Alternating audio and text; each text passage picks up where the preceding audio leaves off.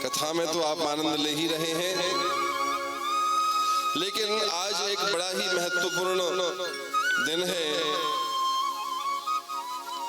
आज 15 अगस्त है, सन 2024।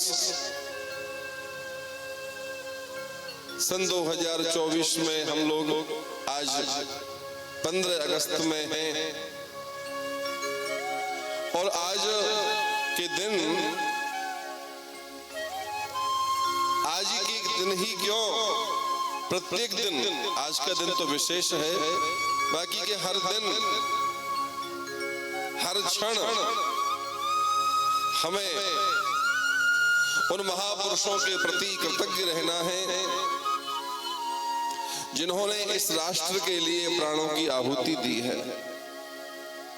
हम लोग तो घरों में सुख सुविधाओं के अंदर बैठे हैं, लेकिन हमारे जिन पूर्वजों ने अपने प्राणों की आहुति देकर के इस स्वतंत्र भारत की स्थापना की है, उन सब अपने पूर्वजों के प्रति, उन सब अपने महापुरुषों के प्रति हम लोग प्रणाम निवेदित करते हैं। साथ ही साथ में हमारे जो भाई भारतवर्ष की सीमाओं की रक्षा कर रहे हैं, उन सब के प्रति भी हम कृतज्ञता का भाव निवेदित करते हैं। वो सर्दी गर्मी वर्षा सह करके अपने परिवार से दूर रह करके भारतवर्ष की सीमाओं की रक्षा कर रहे हैं, इसलिए हम लोग भी अपने घरों में आनंद से बैठ पा रहे हैं। तो उन भारतवर्ष की सीमाओं की रक्षा करने वाले हमारे वीरों की भी बड़ी कृपा है हमारे जीवन में, उनको भी हम लोग श्रद्धा से प्रणाम निवेदित करते हैं। साथ ही साथ में अपने बच्चों को हम अपने महापुरुषों के बारे में बतलाएं। हमारे जिन पूर्वजों ने अपने प्राणों की आहुति देकर के इस राष्ट्र को स्वतंत्र किया है, उनके बारे में हम लोग अपने बच्चों को बताएं। उन्होंने जो संघर्ष किया है उसको हम खुद भी याद करें और अपने बच्चों को भी बताएं।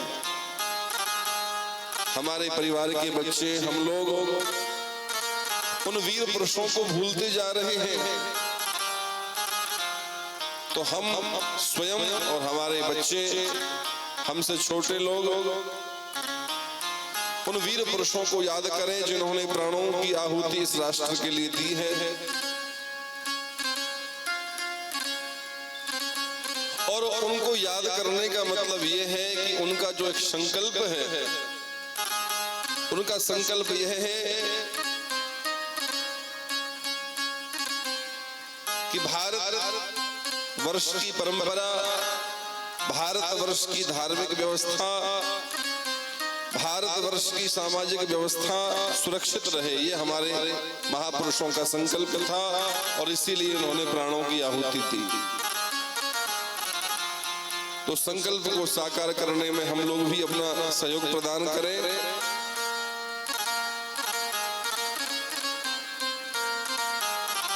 हमारे भगवान रामकृष्ण के बारे में भी हमारे बच्चे नहीं जानते हैं।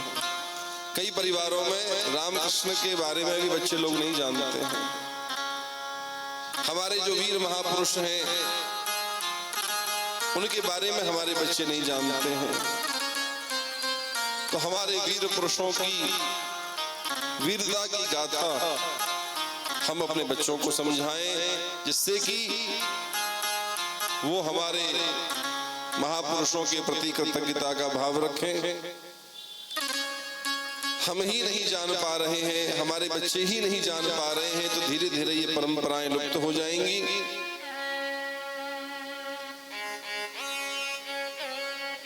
हम अपने बच्चों में ऐसा संस्कार भरें कि वो भगवान के मंदिर में जाने का मन बनाए। हमारे बच्चे मंदिर में नहीं जाते हैं और सब जगह घूमते रहते हैं। ऊंची से ऊंची होटल में जाएंगे और न जाने कहां कहां घूमने जाएंगे लेकिन मंदिरों में नहीं जाएंगे। उनमें संस्कार भरने की आवश्यकता है, उनमें गौ माता की सेवा का संस्कार भरने की आवश्यकता है और उनमें भारतवर्ष के प्रति श्रद्धा का भाव भरने की भी आवश्यकता है। गौ माता के प्रति, भारतवर्ष के प्रति, अपने सभी महापुरुषों के प्रति, राष्ट्र की सीमाओं की रक्षा करने वाले वीरों के प्रति हम सबको आदर का भाव रखना चाहिए। उन लोगों के जो एहसान हैं उनको याद रखना चाहिए और अपनी परंपराओं के बारे में, अपने संस्कारों के बारे में हम अपने परिवार को, बच्चों को, सब लोगों को बताने का प्रयास करें।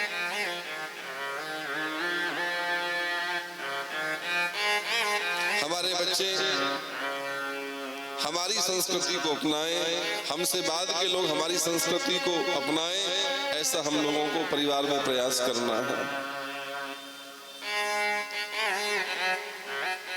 महापुरुष तो इस कार्य को कर ही रहे हैं, आप सब लोग भी इस कार्य को करिए और जब सब मिलकर इस कार्य को करेंगे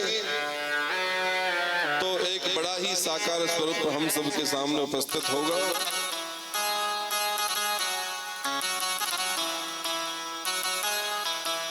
बोले भारत माता की जय, गौ माता की जय, पृथ्वी माता की जय। जय जय श्री सीताराम, जय जय श्री सीताराम, जय जय श्री सीताराम।